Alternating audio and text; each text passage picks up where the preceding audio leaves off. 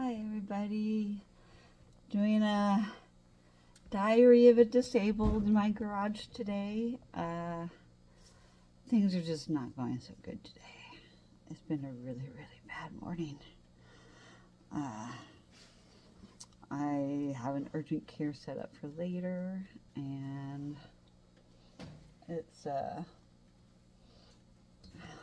a little distracted. 1 second. Let me try this again. So, how about Diary of a Disgruntled Disabled Veteran for today's topic? So, today I had my senior and disability services appointment. I was extremely frantic and panicked beforehand and kind of tickle my throat.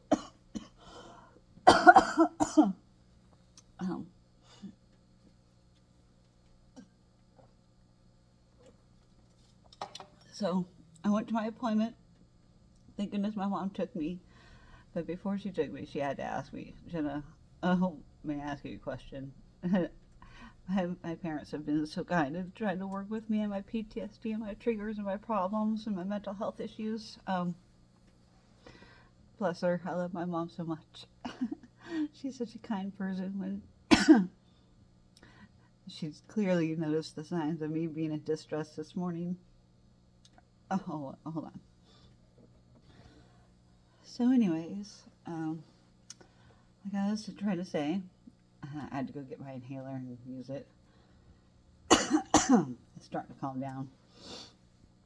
I have mild asthma too. Okay, I'm going to get sidetracked here. Keeping the story straight. So this morning I went to my appointment, or this afternoon. It still seems like morning to me. It still feels like I'm operating at it. Like it's like, I don't know, 11 o'clock.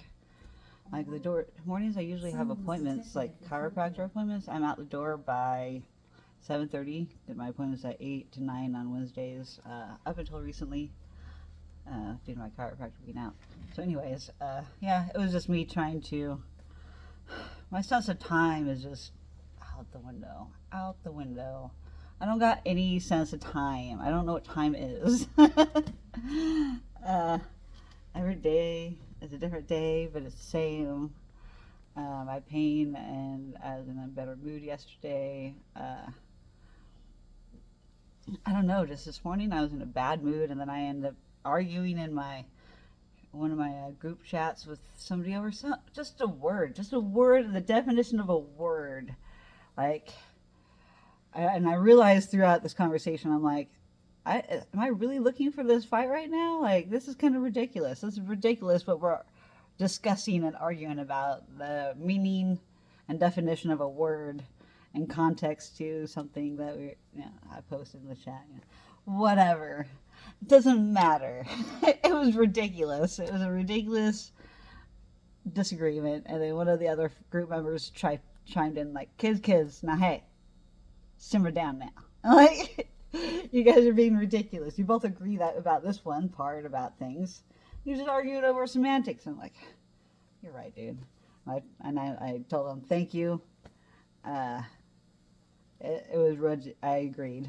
And I'm like, I hope you have a fantastic day anyways. And I said, I am sorry for this long, dumb stuff. Because I am. Like, I'm like, I want people to call me on my crap sometimes. And, when you just put it in a somewhat, like, non-biased way, like, it's reasonable. And, like, I'll pull my thumb out of my butt and be like, all right, you're right, this is freaking ridiculous and dumb. And there's no point to it. Like, what am I really pissed off about? So then I was in the shower during this, and I was thinking to myself this morning, I'm like, what am I so mad about? What am I so mad about? What am I anxious about? It was another question I needed to ask myself, because I just have a heightened sense of just urgency this morning. And I'm just like, am I prepared for today's appointment? Am I prepared for the good news or the bad news? I got to prepare for the worst, but I really prayed for the best. I prayed in the shower this morning, like that today's appointment went well. My shower time is like my very awesome, like, self-care reflection time. And so it's really part of my process, but due to my allergies and my skin sensitivity and stuff, it makes it difficult on multiple reasons and levels why I cannot be in the shower every day. But I wished I love being in the shower every day. If I had time to be in the shower every day, I'd be in the shower for like 3 hours. It was just like my hot tub time that I used to have that I posted on Facebook forever about. Just my morning hot tub times. I'd be in the hot tub half the fucking morning. Like all day, like 3 to 4 hours, just on my phone, spewing my poetry, doing my memeing, scrolling through all my friends' stuff on Facebook. That's what I do with my spare time. I mean, I'm early retired. I'm disabled. This is how I spend my days most of the time. I have way too much time on my hands, but it also depends on the mood and what I'm going to end up doing, and how my body feels really determines my mood. And some days I can numb my body enough to like not have to feel all those sensations and make me angry all the time. I have a lot of anger deep down. I'm trying to work through it, and I am working through it. But I'm also eternally happy and thankful to still be here, because it's extraordinary what I've been through. And I'll get into lots of those stories in different episodes. I have so many different topics. I have so many stories to tell. And I have so much context to show and explain behind my whole story of getting around. The whole reason to this post and this video of my appointment this morning. I promise I will get back to it. I promise I will. This all will make sense in the end. Yes, it will make sense. Anyways, so I was really inspired to do it getting ready with me this morning, but I mean, I was in a mood. I was in the mood, and I just wasn't really wanting to be in a talkative mood until it took one person, my mom, to ask me, what is going on with you? And then all of a sudden, I'm like bawling my eyeballs out, and I'm like, because of this and this and this and this and this and this and this and this and this.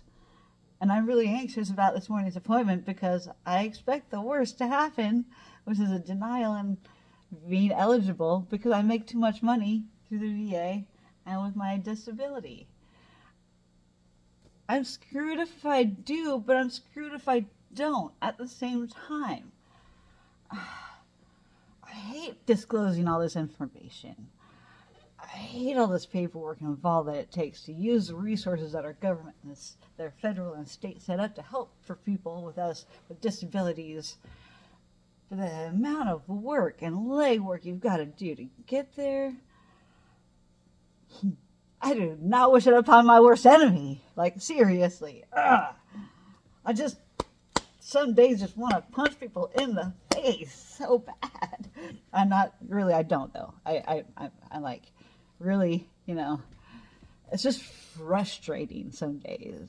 And I was already in a bad mood. And I was in a bad mood because I didn't really feel like talking about it, but my mom kind of forced me to talk about it, which is really what helped me get through it. Us as humans, we are meant, it's in our DNA to like take the path of least resistance, like the easiest path, like the path that makes sense. Like, it would be good if I just did the A, B, and C and did it how, A, B, C, do the paperwork, do the, financial eligibility. You got to do the medical eligibility. You got so many steps to take. I've been through this with the VA on multiple occasions, and so I just, they're the ones that cause most of this paperwork PTSD. They're the ones that have done this PTSD with paperwork, period. Because of what they made me go through. Along with the medical and gaslighting PTSD they gave me, the VA did, in their medical system. There's a whole different side, which is the compensation and benefit side, which is completely separate from the medical side. So it'd be nice if those were combined, because then the communication flow between the politics side and the freaking actual, like, useful side that, that actually serves the public side, I feel maybe there should be even another step, a buffer in between the VA and the patient. Like, I really do. I really think there needs to be a representative for every veteran in every appointment.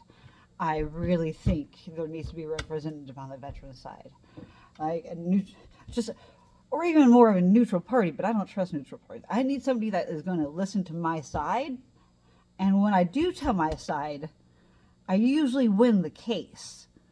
In all my experience of dealing with paperwork and the BS of politics and everything, and it just takes a lot. It takes so tough of a person to deal with all that, and I've been through it, and I'm successful at it, and I live to tell the tale. However, it's a tale of caution. Now I have PTSD from paperwork, and I'm so traumatized by how much it took to get what I need, and knowing that I'm starting at the state level after I've already dealt with the federal level. I'm kind of working backwards now. I'm like, how much more idiots do I have? I mean, how many other people do I need to work with to get what I need this time around? How many more hoops?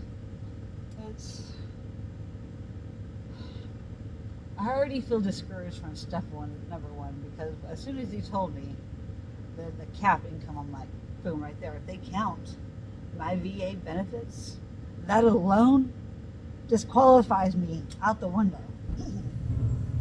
However, my federal benefits, excuse me, my federal benefits are supposed to be non-taxable, which they are not. I don't have to file taxes in a year, ever. I've never had to file taxes since it's been just disability. But I only had like a 1 or 2 year break because I was doing college stuff. I was doing many, many other things that I had to file taxes for, because it wasn't just my VA disability I was getting, because I wasn't getting enough. It was before I got my 100%. All other side stories, other time. Too much context. Too much context and all that. But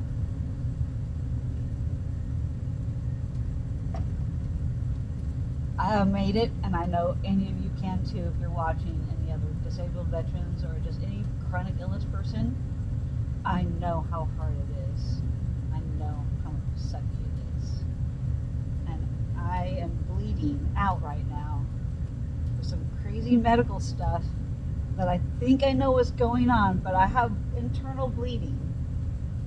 And my last few complete blood counts have had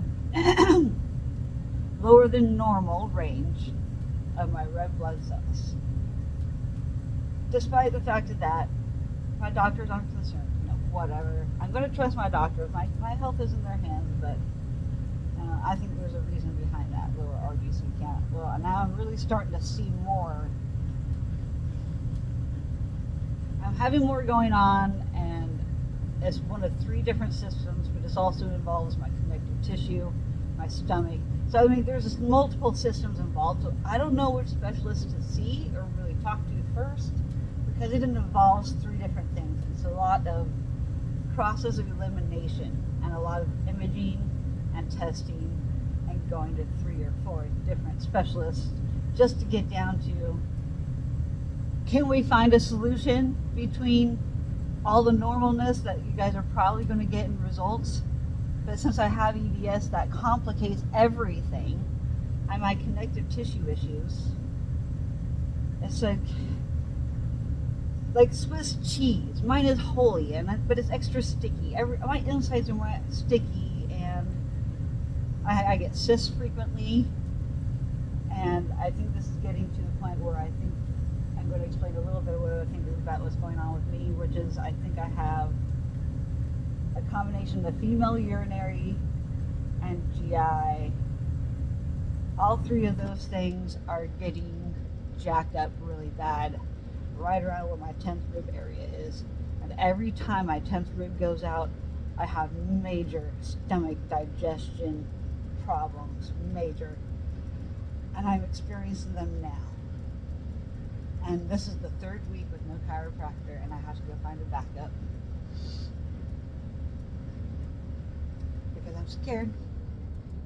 Because there's so much involved. I was trying to keep together for this video, but This is me here. I am so scared that either colon polyps or it's an ovarian cyst that was popping, or it's getting like snagged and popped somehow by something that's like physical, like or either arthritis, or it's part of my spine, or it's my spine that's adhered to something. I've already had a laparoscopy go through the front and tell me exactly two spots where my intestine was stuck to the inside of my stomach wall, or the inside of my wall, inside it was just stuck. And I'm like, huh. I asked her, what do you think caused it? I don't know. She's like, I don't know. I cut it loose so it could be free again. I'm like, great. And then I've noticed those were also the same two spots that I would get major pain and cramping before. And I put two and two together again because I've been having those pains in those same exact spots over again. And I seem to get that cramping a lot as soon as my 10th rib goes out, and it's on like a twisting, taking a breath, SI joint area. Everything is pulling so hard down in my pelvic bone region area. I have so much instability. And it all hurts so bad. And not knowing which part is it, what part is adhered to again? Is it my intestine adhered to my wall again? Or is it my spinal cord that is tethered again? That's causing all my pain, that's causing on everything above it? All I know is everything's pulling each other out from upper to lower repeatedly, and it is the exact pattern of my body. I'm not editing this out either, but it's hard to talk about because it's so hard to deal with. I gotta blow my nose. 1 sec. I have to be able to talk now, so I can breathe through my nose now again. It's just, how do you deal with that? How do you... I've already been to urodynamics. I've already dealt with all that. I already know I've had those types of problems, and that was with my tethered cord. So I'm looking at either repeating tethered cord surgery. I'm working up towards getting a colonoscopy and endoscopy done at the same time again to see what might be stuck. But then also, what if those scopes get stuck down there and are part of the problem with my connective tissue and scar tissue now built up to where they released me last time, and I still have stomach fat in here for things to adhere to even more with the connective tissue. So it's all about trying to eliminate whatever fat I have in my stomach, period. Toning my core, getting sure my pelvic bone doesn't tilt and turn and pull my hips out, pull my SI joints out, pull my 10th rib out, which also pulls out my first, second, third rib up top. And those are the major pain problems I've been dealing with, is the first ribs, my 10th ribs, my pelvic bone completely tweaking and torquing all of it. And as I walk or I sit, things just get more tight and tight and tight and pulled out like this. I always have a left short leg when I go in there to the chiropractor each week. I've had it off as much as an inch, a full inch off of leg length when I've gone in there because of my body turning and trying to compensate and find some kind of stable. My messed up, even sitting up straight, the physical therapist can see my left shoulder sag down as my right one is up. These are things I have to deal with. How do I become stable? It is hard. I'm starting physical therapy twice a week this next week because I have to. No matter how painful it is, and I'm out of alignment. And now my digestion's not working anymore again. I have major gastroparesis. And if I take any pain meds, that's even more gastroparesis. So I cannot try to keep staying on pain meds for any pain. So I need to suffer through the pain. I'm having my insides getting stuck and getting full of cysts and having blockages, maybe gastritis, maybe diverticulitis, whatever it may be, but I'm having major abdominal pain again. Exactly where it adhered to, maybe a little above right now. And so if I eat any kind of certain foods that can cause any kind of extra gas, oh my gosh, ow, ouch. I have so much inflammation in my digestion because of it being stuck and starting to adhere into my sticky, holy connective tissue. That helps keep my organs in place. But mine have holes, so anything can happen in those holes in my connective tissue. Things can get stuck and they decide we're just going to stick to each other, whether you're in place or out of place. And the more I try to keep aligning you at the chiropractor, the more it's getting more stable and in alignment, so I can finally start working out and doing the PT in combination. But wait, now I'm doing PT with no chiropractic, whereas before I was doing chiropractic with no physical therapy. And the stars are not aligning for both to happen at the same time. But I have faith that my chiropractor will get better soon. I'm going to keep praying that he gets better. And I'm going to keep praying that I can find somebody to help back me up in the meantime. Because I need help getting realigned. I can't continue to stay out of place. My body is going to be... Ouch, it's a pain in my stomach. I'm getting some major sharp pain now. I just want you all to know I'm going to live through this, no matter how hard this is right now. This is only a temporary piece of time. I am on my way to getting better. I set myself up with an urgent care appointment for this evening to take care of some potential imaging being taken to see where my bleeding may be coming from. I think I know which of the 3 holes are coming out of, or areas are coming out of, but I'm not positive. Things go further out than just surface level. I need to have some kind of imaging, and I would hope with some contrast so we can see what's going on. That's my hope. I just need some imaging. I need some answers because this is painful. And my gastro can't get me in no sooner than like the second week of January. So I am now just waiting and having more and more bleeding happen. I'm just not feeling good overall. I'm feeling more congested. I got off of steroids, so I've been so much more congested lately. On top of crying is not helping. I have lots of spinal fluid exiting myself. So I have so many things against me right now. So I've had all of this to worry about while trying to focus on, I'm trying to get disability services for a caretaker.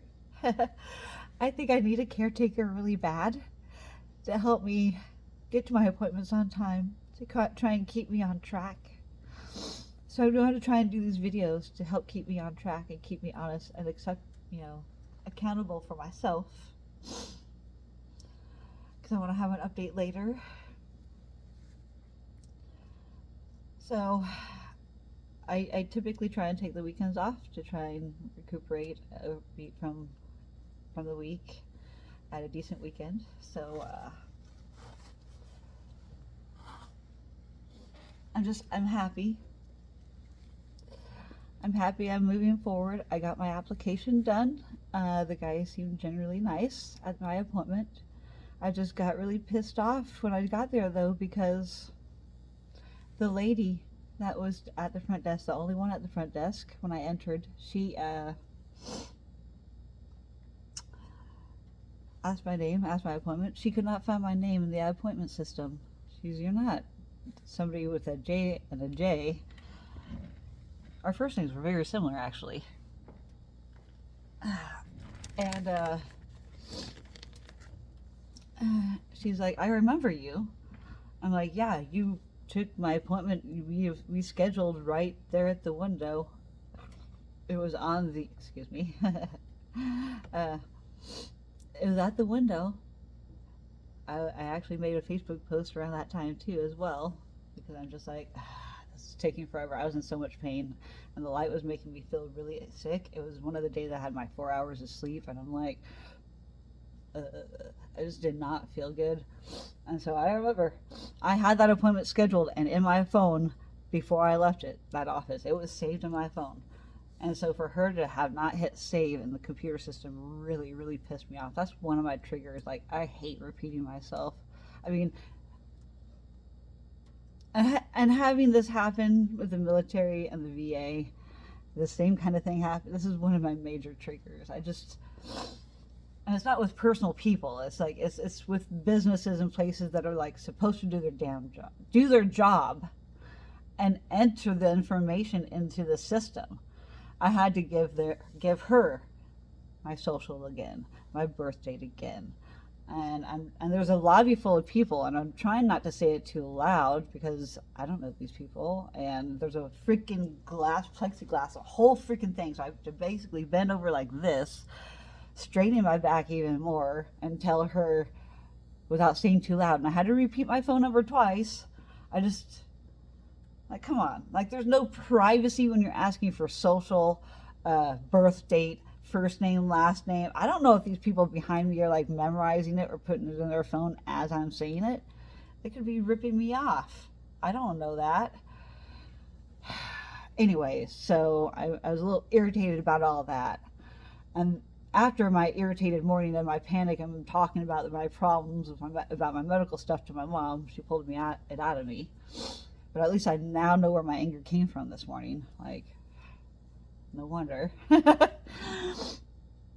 And then this lady at the freaking disability services appointment, which I'm finally getting to almost half an hour later.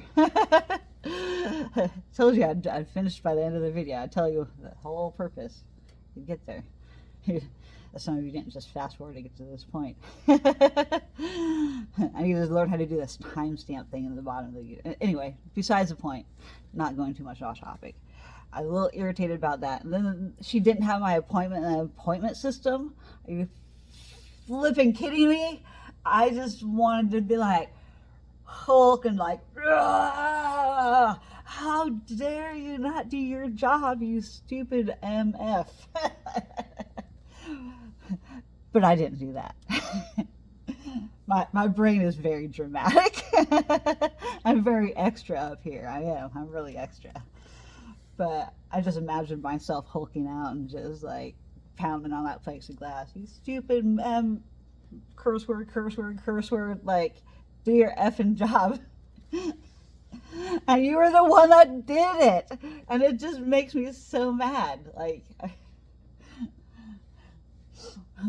my taxpayers are paying your job. Right? Maybe they're not. I don't know. But it just really makes me angry when people don't do their jobs. So, yeah.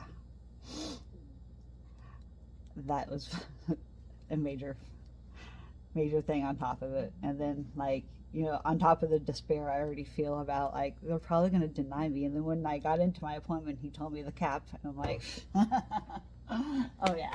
If you count my VA income, I definitely don't qualify. But if you don't count it, which legally things shouldn't count it, it's not taxable income.